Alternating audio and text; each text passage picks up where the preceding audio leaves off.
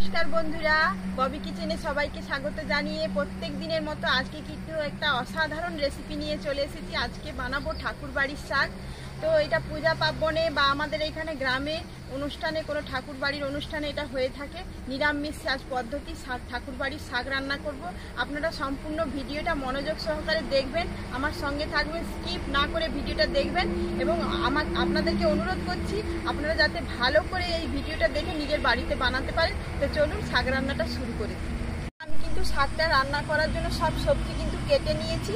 এখানে নিয়েছি মিষ্টি কুমড়ো, আলু আর বেগুন, সব ছোট ছোট করে কেটে নিয়েছি। তো এরকম দেখুন লম্বা লম্বা করে আমি কেটে নিয়েছি। আর এখানে নিয়েছি 11টি শাক। শাকটাকে কেটে ধুয়ে আমি পরিষ্কার করে নিয়েছি, যাতে না ভিডিওটা বড় হয়ে যায়, তার জন্য আমি এগুলো কেটে কুটে নিয়েছি। এবার দেখুন মশলাটা কি কি লাগবে আমি বেটে নিচ্ছি। শাকের জন্য আমি এখানে সাদা সর্ষে, চাল মগজ, পোস্ত এটাকে বেটে নিচ্ছি। আদাটা বেটে নিচ্ছি। আমার কিন্তু আমি কড়াইটা বসিয়ে দিচ্ছি শাকের তরকারির জন্য। তো এখানে আমি সম্পূর্ণ সরষের তেলেই করব। তো আমি সরষের তেলটা দিয়ে দিচ্ছি কড়াইতে। আমি প্রথমে চীনা বাদামগুলো ভেজে নিচ্ছি শাকের তরকারির জন্য। কাঁচা চীনা বাদাম নিয়েছি, এগুলোকে ভেজে তুলে নেব। বাদামগুলো ভেজে নিয়েছি, আবার একে একে সবজিগুলো আমি ভেজে নেব। বেগুনগুলো দিয়ে দিচ্ছি।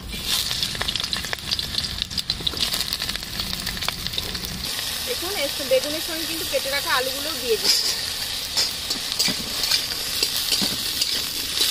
এবার এটা হালকা নাড়া হলে কুমড়োগুলো দিয়ে দেবো। এবার মিষ্টি কুমড়োগুলো দিয়ে দিচ্ছি।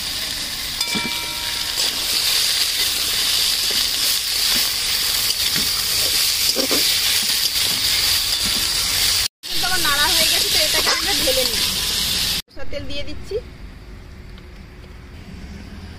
দেখুন বন্ধুরা, আমি কিছু বড়ি নিয়েছি, দেখতেই পাচ্ছেন। তো আপনারা, আমি এরকম ছোট ছোট, আমার বড় বড় বড়ি, এই যে বাড়িতে তৈরি করা বড়ি, এগুলো বিড়ির ডালের বড়ি। তো ছোট ছোট করে তৈরি করে রেখেছি বড় বড় বড়ি, সেগুলো ঝোলে দেওয়ার জন্য এগুলো ছোট ছোট করেছি। এগুলো তরকারি, শাকের তরকারি দেওয়ার জন্য এগুলোকে ভেজে নিচ্ছি। শাকের তরকারি কিন্তু বড়ি দিলে কিন্তু খেতে অসাধারণ লাগে। যেহেতু ঠাকুর বাড়ি, বড়িটা দিতে একটু ভালো লাগবে খেতে। নিরামিষ পদ, বড়ি না হলে ভালো লাগবে না। এটা বড়িগুলোকে লাল লাল করে ভেজে নিয়েছি। দেখুন এবার তুলে নেবো এগুলোকে। তরকারিটা করার জন্য আবার একটু তেল দিয়ে দেবো, সরষের তেল। তেজপাতা আর শুকনো লঙ্কা ফোড়ন দিয়ে দেবো। দেবো 5 ফোড়ন। ভালো করে নাড়িয়ে নেব। এবার আদা বাটা দিয়ে দিচ্ছি। দিয়ে দিচ্ছি লঙ্কার গুঁড়ো। নিরামিষ তরকারি একটু ঝাল ঝাল ভালো লাগবে। এবার দিয়ে দিচ্ছি হলুদের গুঁড়ো, আর একটু দেব। দিয়ে দিচ্ছি ধনে গুঁড়ো।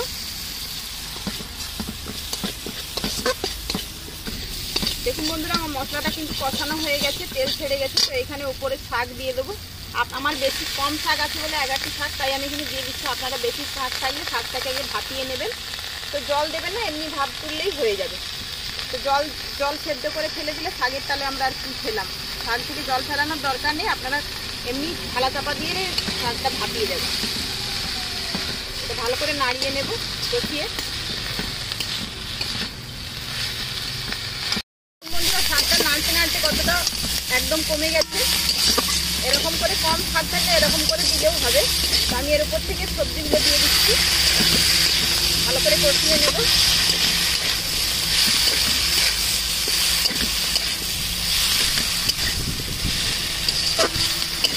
পরিমাণ মতো লবণ দিয়ে দিচ্ছি। তো শাকের তরকারি বেশি লবণ লাগে না, আপনারা তবু দেখে শাকে দিয়ে দেখবেন কতটা আপনারা চেখে নেবেন। দেখুন সবজিটা কিন্তু ভালো করে আমি কষিয়ে নিয়েছি। এবার বেটে রাখা মশলার জলটা আমি দিয়ে দেবো এর মধ্যে।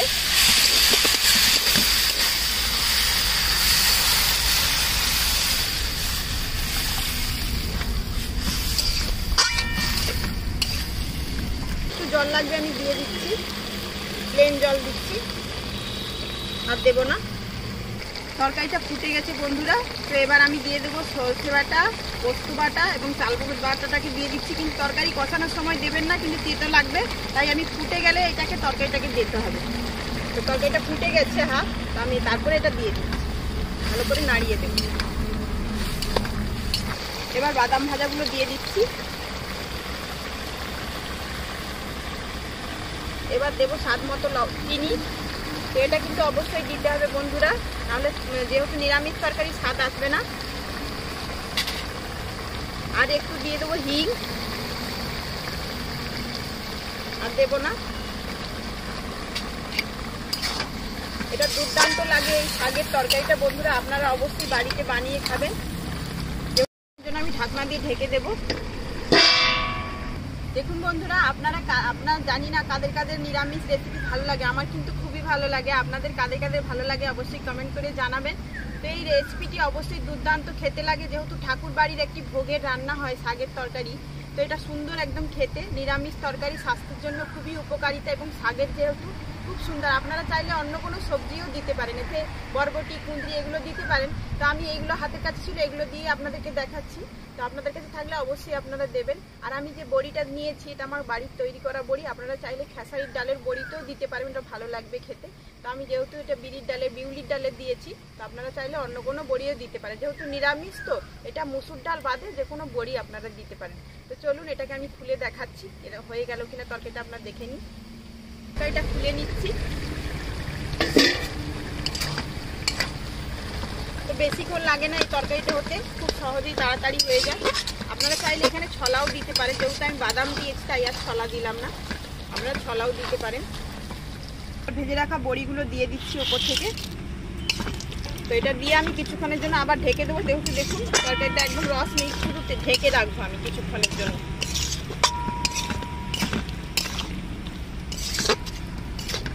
ঢাকনা দিয়েছিলাম, আমি খুলে নিচ্ছি ঢাকনাটাকে আবার। তো যেহেতু বড়িটা যাতে ভাপেই সিদ্ধ হয়ে যায়, তার জন্য কিন্তু বড়িটাকে একদম জলে ফোটাবেন না, এর ভাপেই সিদ্ধ হয়ে গেছে। তো এর উপর থেকে আমি গরম মশলা দিয়ে দেবো, গরম মশলার গুঁড়ো। এর উপরে আমি গরম মশলার গুঁড়ো ছড়িয়ে দিলাম। এবার দিয়ে দেবো 1 চামচ ঘি। ঘিটাই অবশ্যই দিতে হবে, যেহেতু নিরামিষ তরকারি, এটা ঘিটা দিতে হবে। আপনারা চাইলে ঘি দিতেও পারেন, অনেকে ঘি খায় না। গরম মশলাটা আমি একটু কম দিয়েছিলাম, তো আবার একটু দিয়ে দিচ্ছি। যেহেতু নিরামিষ তো তাই একটু দরকার বেশি, পরিমাণে অত্যাধিক নয়। তো একটু কম হয়ে গেছিলো আমার, তাই এটা আমি দিয়ে দিলাম। এবার এটাকে নামিয়ে নেব। বন্ধুরা, আমার কিন্তু শাকের তরকারি একদম রেডি, অসাধারণ কিন্তু খেতে। আমি বারবার কিন্তু বললাম যে আমি নিরামিষ খুবই খাই, আমার নিরামিষ খুবই রেসিপি পছন্দ। তো আমি অবশ্যই খেয়েছি, আমি জানি এর টেস্ট কেমন। তো আপনারা বাড়িতে খেয়ে টেস্ট করে আমাকে জানাবেন। আজকে কিন্তু আমি খেয়ে দেখাবো না, আপনারা বাড়িতে বানিয়ে খেয়ে আমাকে কমেন্ট করে জানাবেন।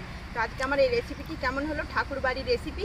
আপনারা ঠাকুর বাড়ির এই শাকটা আপনারা নিরামিষ কোনো বারবত করলে অবশ্যই বানাতে পারেন। ঠাকুরকে, যাদের রাধা মাধব আছে তাদেরকে ভোগ লাগাতে পারেন, এমন করে শাকের রেসিপি বানিয়ে অবশ্যই ঠাকুরকে শুধু নয়, যারা একদম অতিথিরা যারা আসে, যারা নিরামিষ খায়, তাদেরকে এরকম করে বানিয়ে দেবেন। খুব সুন্দর, দুর্দান্ত খেতে এবং প্রশংসনীয় একটি রেসিপি। আপনারা অবশ্যই ট্রাই করবেন। তো আজকের এই রেসিপিটি কেমন লাগলো অবশ্যই একটি কমেন্ট করে জানাবেন, এবং ভালো লাগলে একটি লাইক করবেন। যারা নতুন দেখছেন তারা আমার চ্যানেলটিকে সাবস্ক্রাইব করবেন। সাবস্ক্রাইব করে আমার পাশে থাকবেন, পাশে থাকা বেল আইকন ঘন্টিটিকে প্রেস করে রাখবেন। যখন আমি নতুন কোনো ভিডিও ছাড়বো আপনাদের কাছে অবশ্যই তাড়াতাড়ি পৌঁছে যাবে।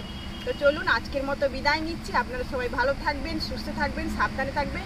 আবার একটি কোনো নতুন রেসিপিতে আপনাদের সঙ্গে দেখা হচ্ছে।